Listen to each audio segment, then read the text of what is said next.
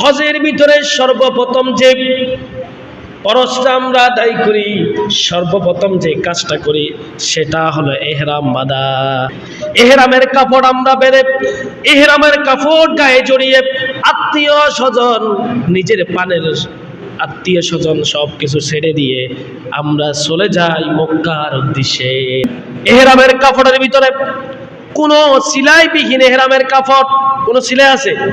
ইহরামের কাপড়ের ভিতরে কোনো সিলাই নেই, সিলাইবিহীন কাপড় ইহরামের কাপড় আমরা পরবো। এর আগে আত্মীয় স্বজন থেকে বিদায় হয়ে যায়, বিদায় হয়ে আমরা ইহরামের কাপড় পরে মক্কায় চলে যাই। একটু লক্ষ্য রাখবেন, ইহরামটা বাঁধার উদ্দেশ্যে একটা জিনিস আপনাকে শিক্ষা দেয়।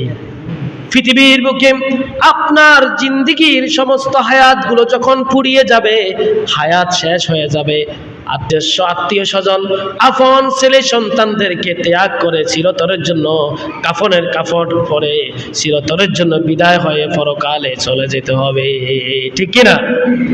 ইহরামের কাপড় বেঁধে আত্মীয় স্বজনের সাথে আপনি কৌশল বিনিময়ে বিদায় হয়ে আপনি মক্কার উদ্দেশ্যে রওনা দেওয়া, এটাই শিক্ষা দেয়।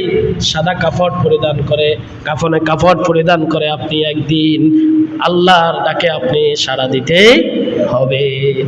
অথচ হাজিরা হজের ইহরামের কাপড় পরিধান করে সবার থেকে বিদায় নিয়ে হজ করার জন্য যায়, আবার হজ থেকে ফিরে আসার পর ওই যে সাদা কাপড় পরেছে, কাফনের কাপড় পরেছে, এটা তারা ভুলে যায়। আছে না নাই?